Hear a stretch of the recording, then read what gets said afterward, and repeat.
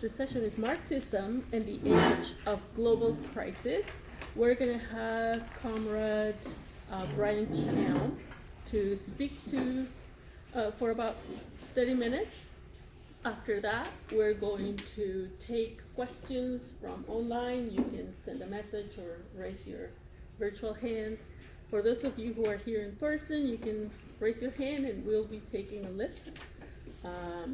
And then we'll pass it back to Brian for 15 more minutes to respond. Take it away. Okay, thank you, Janet. And well, the age of global crisis. I mean, I was a bit panicked a while ago. Like, there's a lot of things happening in the world, and the crisis is deep. And as Rohit mentioned in the previous session, there are interpenetrating different realities of the crisis. I'm going to focus a lot of my attention on the climate and ecological crisis and related crises, and the resistance to that, and primarily here in Canada and Turtle Island. But I'm going to invite in the discussion people to bring up any other aspect of the global crisis that is relevant, which is pretty much everything, I would say. But you know, as people are aware, the climate and ecological crisis is developing at an alarming rate. The most vulnerable populations on the planet live outside the most economically developed regions that are most responsible for it. South Pacific islands are disappearing under the rising sea levels. Climate scientists that are caused by melting glaciers due to global warming. Climate scientists are clear that emissions from burning fossil fuels are largely responsible. Droughts, floods, and extreme weather directly affect 110 million people living on the continent of Africa in 2022, despite the continent being responsible for only 2 to 3% of historic carbon emissions. 17 out of the 20 countries most affected by the climate crisis are located in Africa. South Asia is suffering droughts and floods, crop failures, and extreme weather. Flooding in Pakistan in 2022 submerged over one-third of the land, destroying agriculture and displacing millions of people, a crisis that is still being felt for sure today. In the Amazon basin, clear-cutting for cattle ranching is undermining the Earth's capacity to absorb carbon from the atmosphere, as is deforestation in the north. Increasing carbon absorption into the oceans is making them more acidic, and fertilizer runoff from agriculture is contributing to dead zones where no fish or other marine life can live. But these interlocking environmental crises are truly global in scope. Recent reports show that freshwater melting into the oceans is slowing the system of ocean currents of which the Gulf Stream is a part. And that could paradoxically cause the UK to become colder while other regions heat up. Temperatures are warming twice as fast at the poles as at the equator. Last year's record-breaking wildfires here in Canada, so-called Canada, released an extra 71% of carbon over Canada's official climate budget and forced the evacuations of Indigenous people and other mainly rural populations from their path. And the fire season has already begun in BC and Alberta, as over 150 fires that smolder during the winter are again burning as dry and hot conditions continue, as well as a water crisis in that province. Meanwhile, in California, extreme flooding caused by climate change and a strong El Nino have devastated the state, causing landslides and other catastrophes of a kind they are unfamiliar with. Rivers in Europe are drying up, and heat domes are now a regular phenomenon that kill people lacking access to cooling spaces. But the climate crisis is only part of the picture. The Stockholm Resilience Center, an international research facility, has developed a framework to define the safe operating space for humanity on Earth. They have defined 9 planetary boundaries beyond which there are severe risks. They released their first report in 2009, and their most recent publication last fall reported that 6 of the 9 boundaries had already been transgressed. This is on climate, deforestation, biodiversity, freshwater supply, the phosphorus and nitrogen cycles that are crucial for nutrients for farming, and novel pollutants such as microplastics, nuclear waste, and so on. One of the remaining three, ocean acidification, is approaching the boundary according to their analysis. And they also stress that many of the boundaries interact with others on the list. And then, as if that wasn't enough, we have the pandemics that threaten to be more frequent and so on. Infectious diseases, it seemed at this earlier period that a lot of had been done to prevent the pandemics that has swept the world in the wake of World War I, like the flu and so on, were a distant nightmare. But the COVID-19 pandemic and earlier the AIDS pandemic, had shown that this was not the case. The deforestation, factory farming, right-wing resistance to vaccines and masking, shoddy public health regimes, and expanding air travel saw the rapidly mutating virus spread death worldwide, causing economic hardship to billions. But COVID may only be the start. A 2020 report from international experts on emerging pandemics came to the conclusion that, quote, "The risk of pandemics is increasing rapidly, with more than 5 new diseases emerging in people every year, any one of which has the potential to spread and become pandemic. The underlying causes of pandemics are the same global environmental changes that drive biodiversity loss and climate change. These include land use change, agricultural expansion and intensification, including factory farming and so on, and wildlife trade and consumptions, all in the name of agribusiness, mining, and forestry profits. The international conferences that purport to seek solutions to 2 of these environmental crises, climate and biodiversity, are unable to mandate the phase out of fossil fuels or provide effective measures to safeguard species at risk of extinction in the face of global agribusiness, mining, and resource industry priorities. In fact, since these global crises have been acknowledged, fossil fuel production and consumption has risen rapidly, as have mineral mining operations and the generation of pollution. Canadian companies are at the heart of mining operations around the world and complicit in the degradation of the land, genocides against Indigenous people, and so on, happening to ensure the profits from mining operations continue. And capitalism is addicted to oil because it developed in an era when it proved its benefits to the capitalist class, to making it so they can move their operations to where labor can be better exploited. And the role of oil for the fighting machines of world wars continue to this day. But it is no accident that the regions suffering from the world's aspects of the climate ecological crisis are in areas of the world that were former colonies of the rich European nations.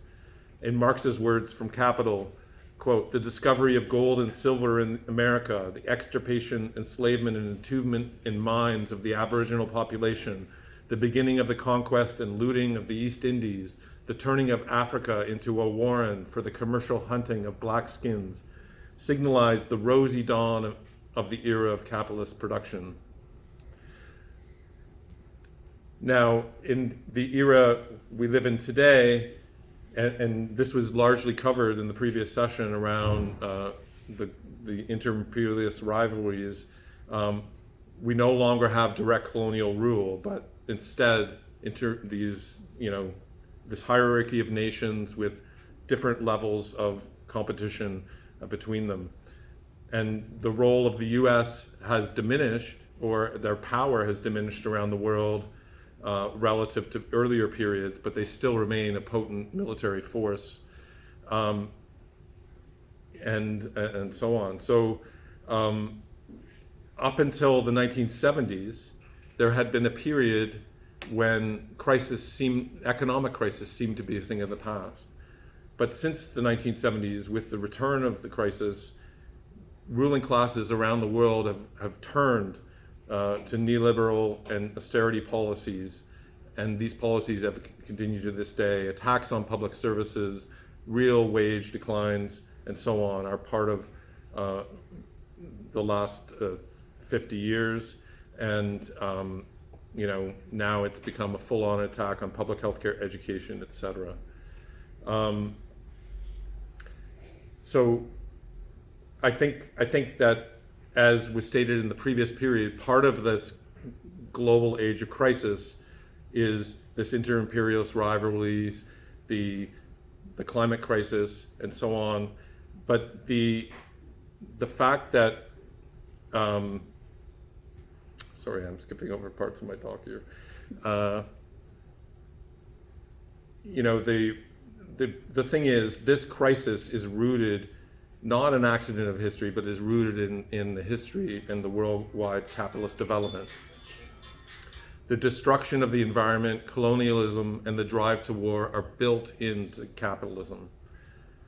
You know, I think some of this has been drawn out in the previous talks, and so I will focus mainly on the environmental question. And so at the point of production where profits are produced, you know, is based on the exploitation of labor, but it also relies on the inflow of raw materials and resources to the capitalist production process. And these raw materials and resources come largely from lands that at one time were controlled by indigenous people, stewarded by them for millennia, and so on. So during the colonial process, the violence, exclusion, and racism were the methods used. And this endless pursuit of profit that drives the accumulation of capital leaves out consideration of everything else. So Marx, and this was drawn out by John Bellamy Foster, I recommend reading Marx's Ecology, which is central to the development of eco-socialism as a real trend over the last 20 years or so, or more actually. But when Marx analyzed capitalist agriculture in the 19th century, drawing on the soil science being developed by a German scientist, Liebig, he showed that capitalist property relations, quote, provoke an irreparable rift in the interdependent process of social metabolism, a metabolism prescribed by the natural laws of life itself. For Marx and Engels, labor was the everlasting nature-imposed condition of survival for humanity. And to survive, they had to maintain a metabolic relationship with the land and all the living things on it.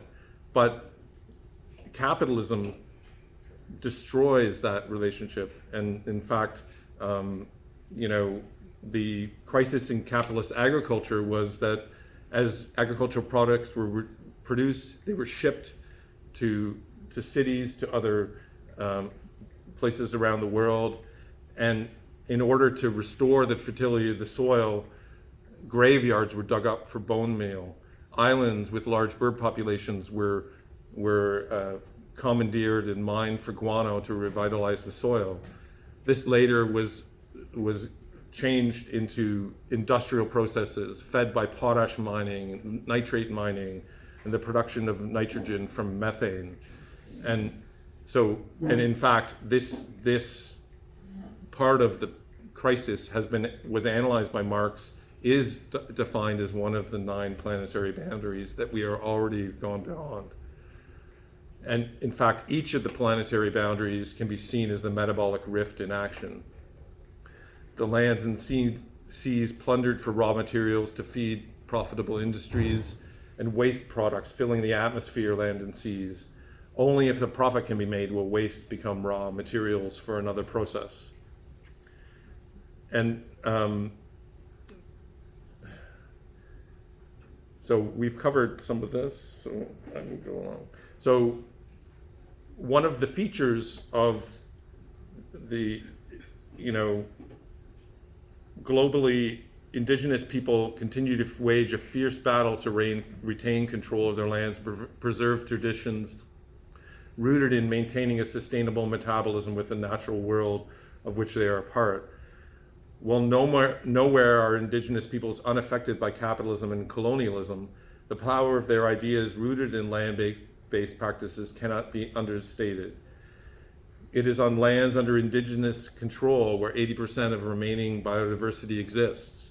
In the US and Canada, indigenous-led struggles against pipelines and other fossil fuel projects is responsible for stalling or stopping 25% of carbon emissions. They are at the forefront of the battle for the planet. And in fact, the truth is that this indigenous resistance has been continuous since first contact. On Turtle Island, indigenous-led resistance to colonialism has emerged at high points of the struggle, from the Shawnee warrior Tecumseh, who tried to unite indigenous nations to confront the Western push of US imperialism over the continent in 1811, to the Battle of Greasy Grass, which to some may be better known as the Battle of Little Bighorn, where thousands of indigenous warriors from many nations that were gathered together on Sioux lands defeated the army of the arrogant Lieutenant Colonel Custer in 1876.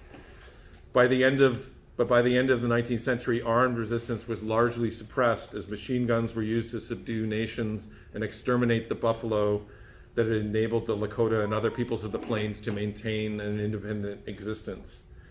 This is exemplified by the massacre at Wounded Knee in 1890 on Lakota land in what is now South Dakota, where hundreds of women and children were killed by US Army forces.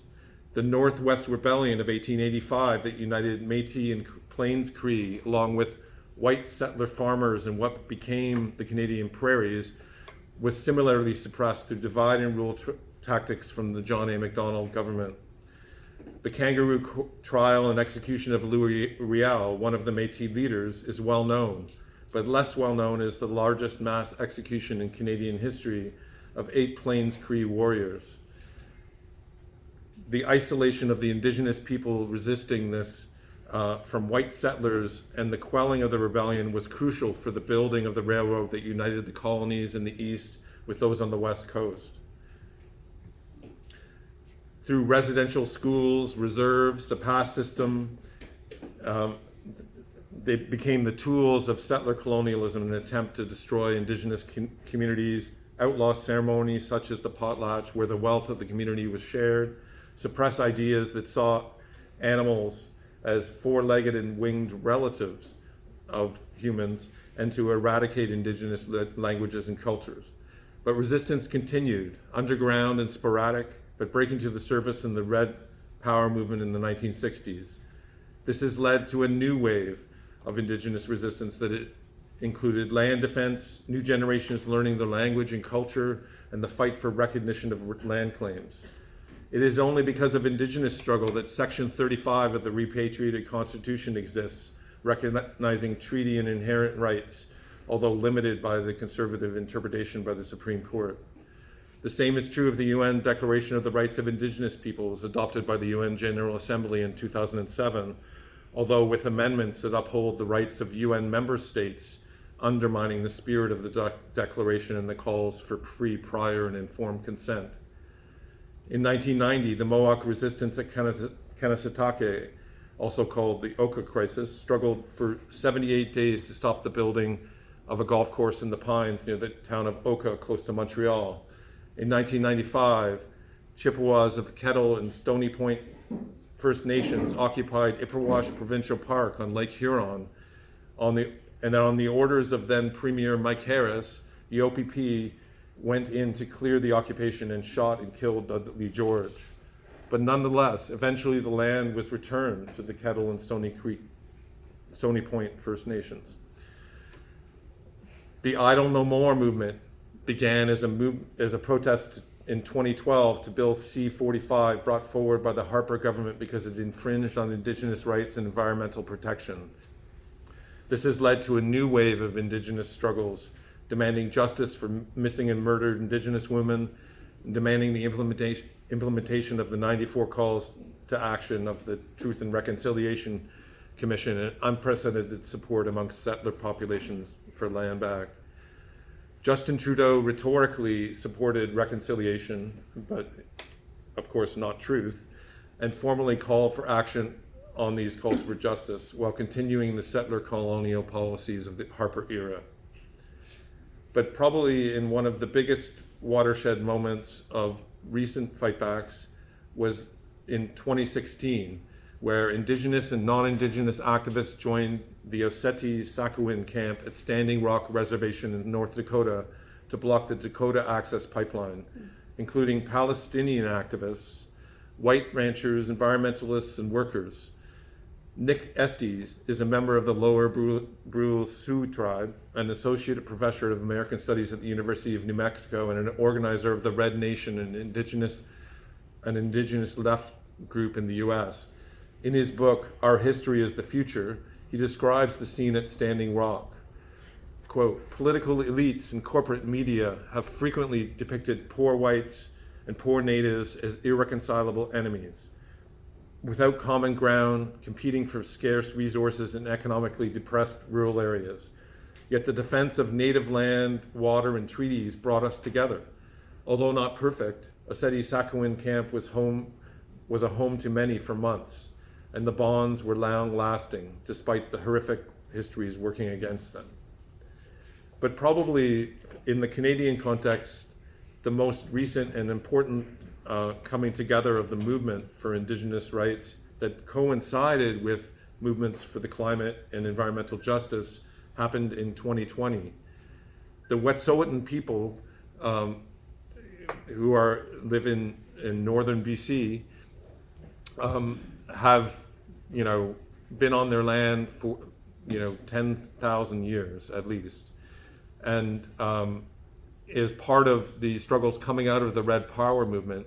They began a struggle asserting their rights, and eventually leading to the 1997 Delgamuukw-Gisdaweh Supreme Court decision, recognizing the Wet'suwet'en hereditary chiefs as the sovereigns on this land. In the wake of the decision, pipelines were proposed by many companies to go over Wet'suwet'en land.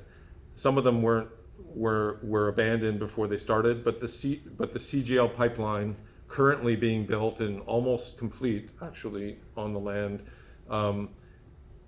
was proposed and started construction in 2018. The Wet'suwet'en organized land defense resistance and were immediately met by RCMP invasions of their land, arrests of land defenders, and so on. And this led, we have to remember, in 2019, there were huge climate protests. There were, at least 100,000 people in Toronto. There were many in other, I think, 250,000 in Montreal, and many more across the country. At the same time, Wet'suwet'en was building their campaign for support for their struggle.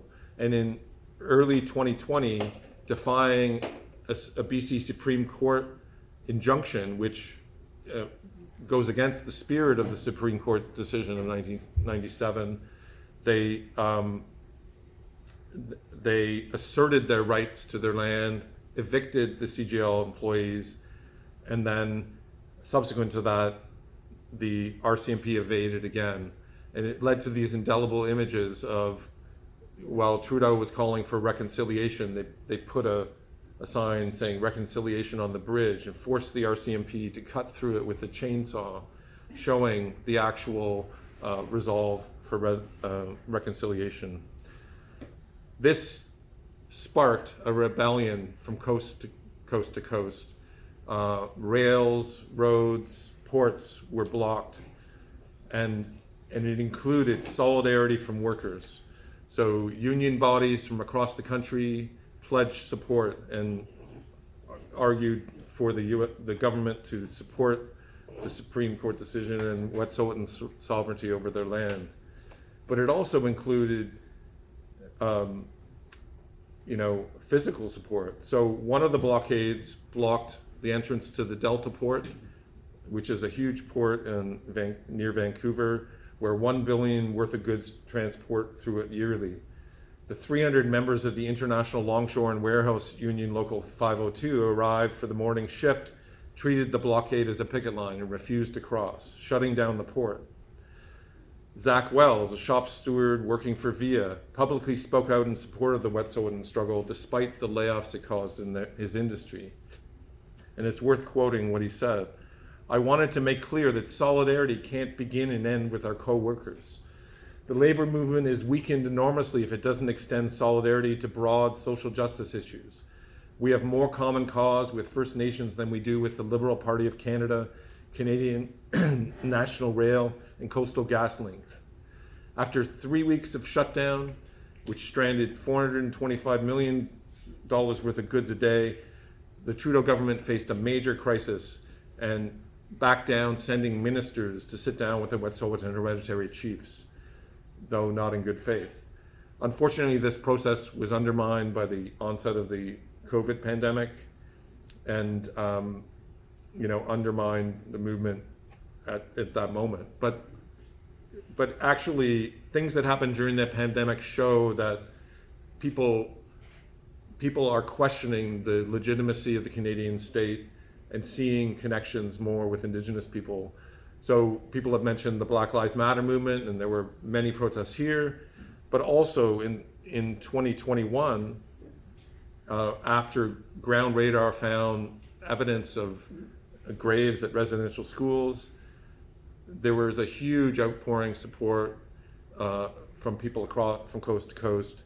The normally red and white celebrations on July 1st were transformed into a sea of orange, and showing that actually the Canadian project, settler colonial project, has serious cracks.